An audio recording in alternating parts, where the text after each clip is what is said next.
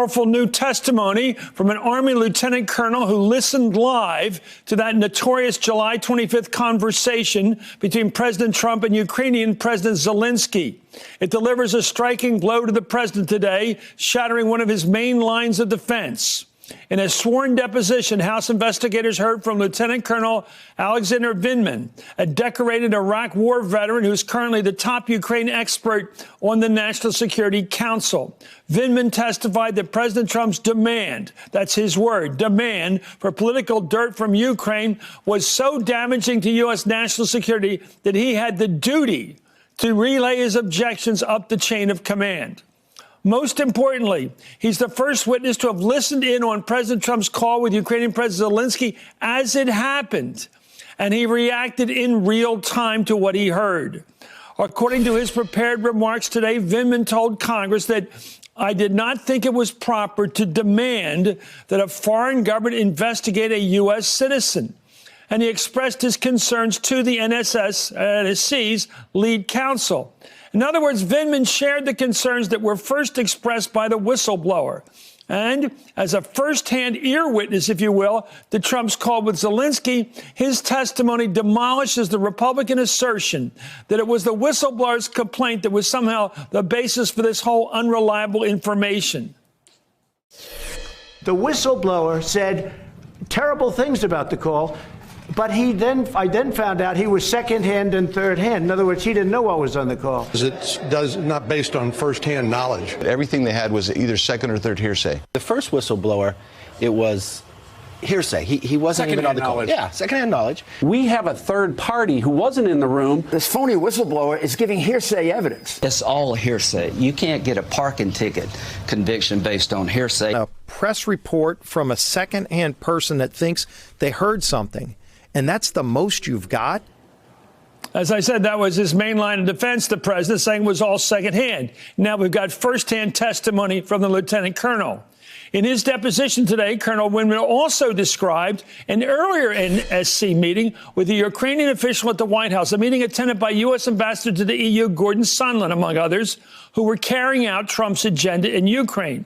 Vindman says that Sondland started to speak about Ukraine delivering specific investigations in order to secure a meeting with President Trump, at which point Ambassador Bolton cut the meeting short. Afterwards, Sondland emphasized the importance that Ukraine deliver the investigations into the 2016 election.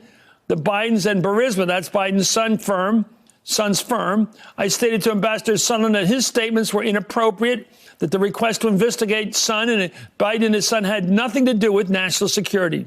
In other words, Sondland was forewarned that what he was doing on behalf of the president was wrong, and yet he did it anyway. Meanwhile, House Democrats today released a resolution that brings the impeachment inquiry to a new public phase.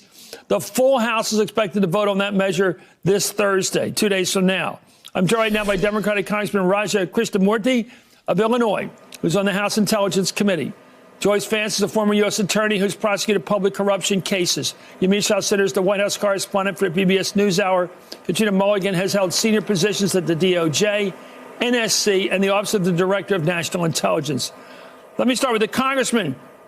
Star witness today, a witness to the conversation. What more do we need?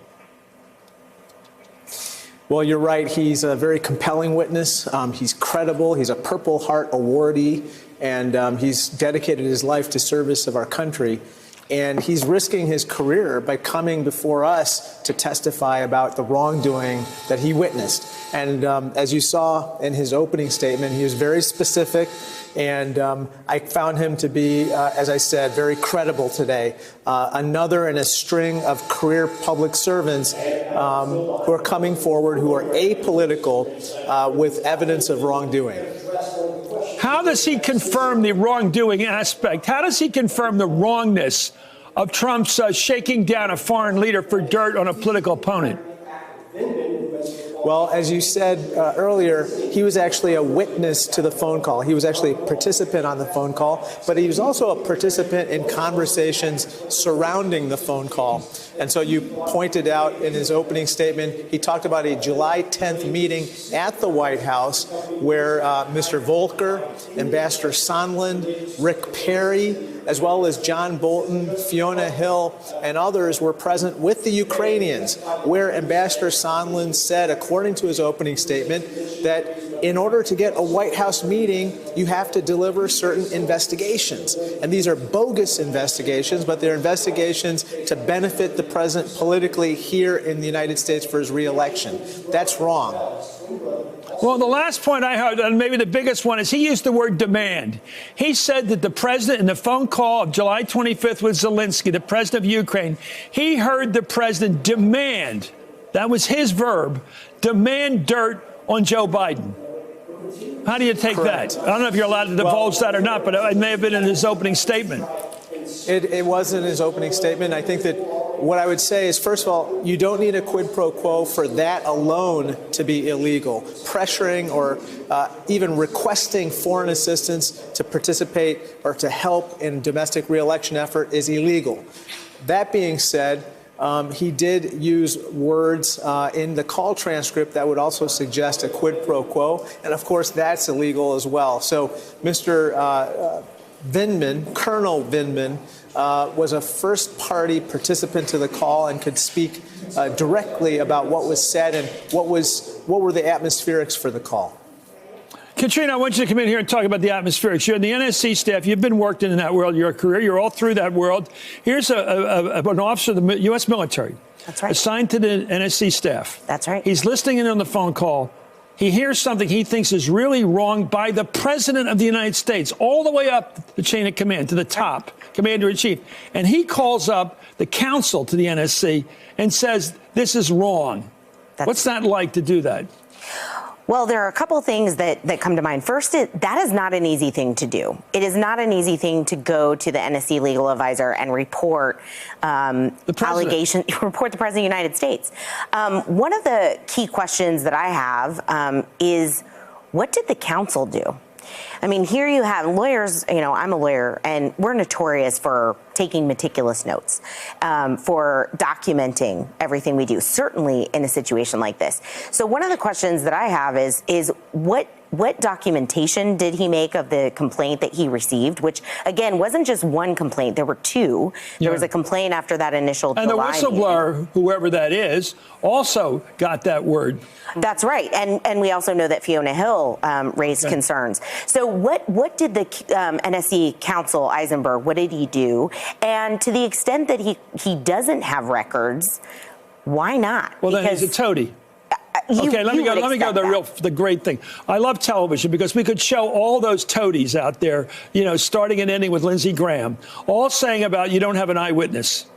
And then we have an eyewitness. So all that stuff, you can't, in other words, they're basing all their game on you can't trust a whistleblower because it might be an anti-Trumper or something. And now we've got a witness to the actual conversation who complained about it in real time. Doesn't that just doesn't it knock all that stuff off the table as relevant? It certainly looks that way. You have now this lieutenant colonel who describes himself as getting a Purple Heart because he was serving his country and attacked and wounded in an IND. This is someone who understands serving your country. He's coming to the United States to say, look, I had a real problem with this, and I went to this person twice, and I heard this call and immediately thought, this is not what we do. This is not in the national security interests of the United States. So I think what you have is Republicans really throwing a lot of things at the wall and hoping something will stick. You had them first saying that the whistleblower was only a secondhand account. You then, before that, had them saying the president never pressured Ukraine. The call came out. Then they said, well, maybe Ukraine didn't actually know what we were doing when we were holding up that money. The reporting is that Ukraine understood from the very beginning why this military aid was going to be held up. So I think what Republicans are doing now is really saying, what else can we do to try to show the president that we're loyal to him? Because the president is saying, look, Republicans, you need to be stronger. But this is all in some ways really falling apart because we're seeing witness after witness now come forward and really make the claim that this was wrong. Joyce, as a U.S. attorney, you're familiar with opiates cases and drug cases. This has been called a drug deal. This is a deal operated outside the United States government, basically by the three amigos, Volker and Perry, and this guy Sondland, who was he paid for his ambassadorship to the EU. He was one of those guys. And now we find out that they had these meetings beforehand. We know what it was set up to be. This is all about squeezing or shaking down this Ukrainian president. We've got now a voice, basically recording of it by this lieutenant colonel who is listening in on it, and he can verify the whole conversation. In fact, real-time evidence that he complained about it, went to his higher-ups, to the attorney, the counsel for the NSC, to complain about it. What more do you need in a court of law to say that Donald Trump is impeachable? I think when Lieutenant Colonel Vindman testifies publicly, when the country can hear from Vindman, it will be one of those compelling moments where the country will come to a stop and people will be watching his testimony from TVs all over the country. One of the problems Democrats have faced up until now is that a large part of the country has simply ignored the narrative. It hasn't touched close enough to home. But hearing this decorated military veteran tell his story, a really active duty service member, tell his story, will be compelling. He will be credible. He is a first-hand witness. You ask, what more do investigators need to bring this case home and point out that the president should be impeached? One thing that I would caution against is cutting off investigation too early.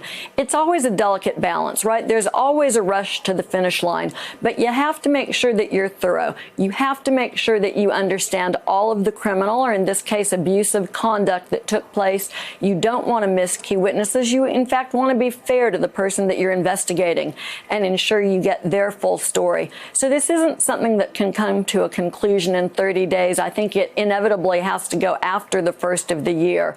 But at this point, we know the story, and it's a question of presenting it. You think that they will not vote? They will not vote on articles of impeachment till the election year, presidential election year?